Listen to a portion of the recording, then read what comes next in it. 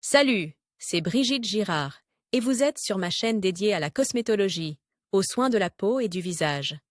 Abonnez-vous et laissez un like si la vidéo vous plaît. Alors, commençons. L'antigravite nous fait passer du sol à l'air. Vous vous entraînez dans un hamac spécial, suspendu au plafond par des boucles. Avant de pratiquer le pilate pour débutants, n'oubliez pas de vous préparer. Pour l'entraînement, il faut des vêtements confortables. Et serre qui ne s'accrochent pas au hamac, les vêtements doivent couvrir les coudes et les genoux. L'entraînement doit se faire pieds nus, afin qu'il soit plus facile pour vous de vous accrocher au bord du hamac lorsque vous faites des figures avec des flips.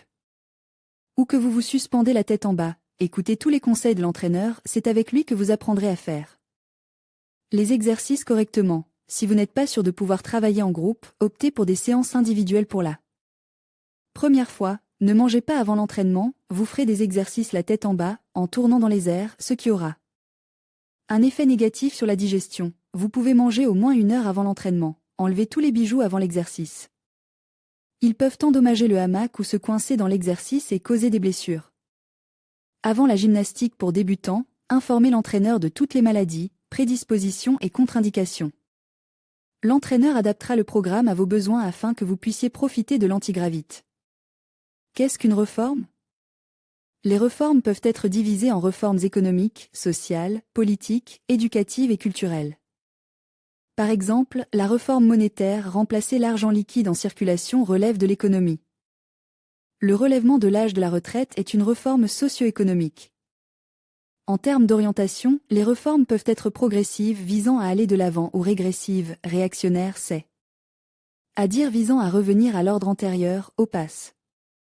Par exemple, les réformes progressistes de l'empereur russe Alexandre II, abolition du servage, introduction de tribunaux exclusivement masculins, ont été remplacées par les contre-réformes d'Alexandre III, restriction des droits des paysans et de la compétence des tribunaux à jury. Le but ultime d'une réforme est d'améliorer un certain domaine. Cependant, les réformes ne conduisent pas toujours à l'amélioration de la situation des personnes, à l'augmentation du niveau de vie, etc. La réforme peut échouer, ne pas donner le résultat escompté ou être désavantageuse pour la population. Règle de base de la perte de poids. Il est important de se rappeler que les techniques matérielles peuvent pousser l'organisme à entamer le processus de perte de poids active, à normaliser les processus métaboliques, mais sans correction du mode de vie, vous pouvez rapidement recommencer à prendre des kilos en trop. En fait, un mode de vie correct est facile et agréable. Il n'y a que quelques règles de base, qu'il n'est pas si difficile de respecter. Normaliser le sommeil. Dans la lutte contre le surpoids, le bénéfice du sommeil est évident. Un sommeil sain et complet, au moins 8 heures, rétablit toutes les forces vitales de l'organisme et favorise le métabolisme. Les personnes qui manquent souvent de sommeil sont plus susceptibles d'être en surpoids que celles qui passent de bonnes nuits.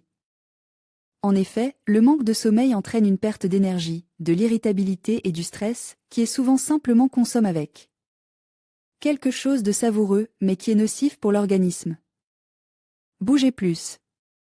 Un esprit sain dans un corps sain, il est impossible de ne pas être d'accord avec cette expression. Elle est. Plus nous bougeons, plus nous sommes beaux et plus nous vivons longtemps.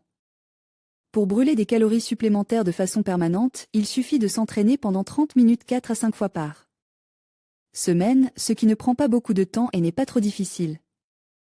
Il faut savoir qu'un exercice constant de même intensité brûle beaucoup plus de graisse qu'un exercice peu fréquent, mais plus intense. En plus de l'exercice constant, il ne faut pas oublier les promenades quotidiennes au grand air. Mangez bien. Ici, tout est simple. Vous devez manger plus de légumes et de fruits, mais n'oubliez pas la viande et le poisson, qui sont une source de protéines. Il est préférable de consommer du poulet et des variétés maigres de poisson. Noix et céréales, un excellent en cas le plus important est d'oublier les aliments gras, les fast-foods, les brioches et les gâteaux. Le chocolat noir est important en quantité modérée pour activer les processus cérébraux.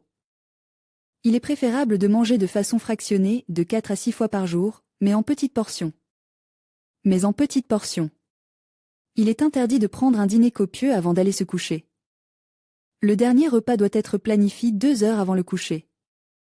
La cuisson doit se faire avec un minimum d'huile et de graisse. Il est nécessaire de manger lentement, car des aliments bien mâchés accélèrent le processus de digestion et nourrissent le corps de toutes les substances utiles. Le respect des règles élémentaires d'une alimentation saine accélérera considérablement le processus d'élimination de l'excès de poids des tests. Les réformes dans l'histoire de la Russie de Pierre le Grand à Yeltsin.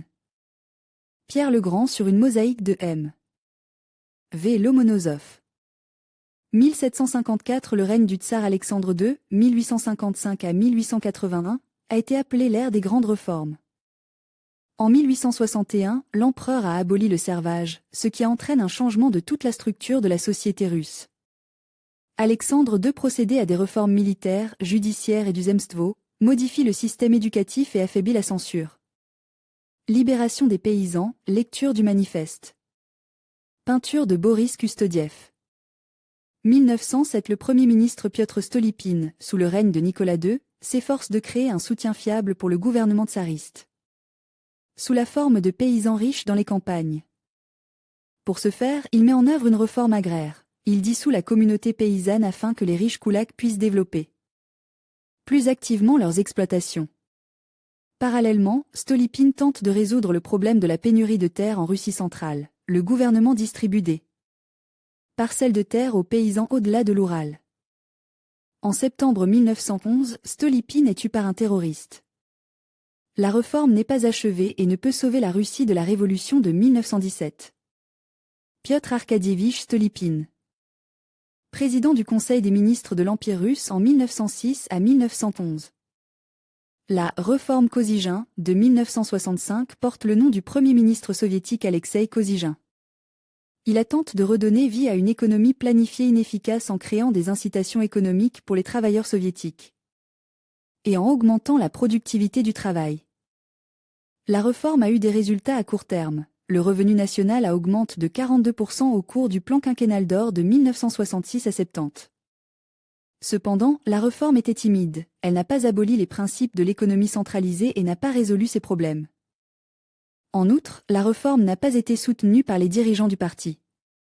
En conséquence, les réformes de Kosygin ont été freinées et la stagnation de l'économie a commencé. Alexeï Kosygin. Président du Conseil des ministres de l'URSS de 1964 à 1980. Photo. RIA Novosti sous le dernier dirigeant soviétique, Mikhaïl Gorbatchev, l'ère de la perestroïka a commencé en URSS. Des réformes économiques sont mises en œuvre, l'activité professionnelle individuelle est autorisée, des coopératives apparaissent. Des entreprises communes avec des étrangers sont créées. Gorbatchev entreprend également un certain nombre de réformes politiques. Le Congrès des députés du peuple est élu sur une base alternative. Le poste de président de l'URSS est créé et le multipartisme fait son apparition. Mais ces changements n'ont pas réussi à sauver l'Union soviétique de la crise croissante et l'URSS a cessé d'exister en 1991.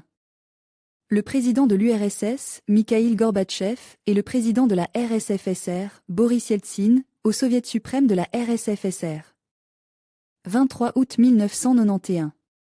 Photo. Reuters. Dans les années 1990, la Russie, sous la présidence de Boris Yeltsin, a poursuivi des réformes de marche agressive. La série de réformes économiques du début de l'année 1992 a été appelée « thérapie de choc ».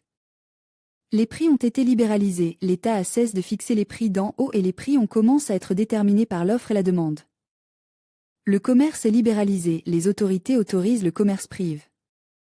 La privatisation a commencé, c'est-à-dire le transfert des biens de l'État dans des mains privées. Au fil des réformes, le niveau de vie de la population a fortement baissé, le chômage et l'inflation ont atteint des niveaux alarmants.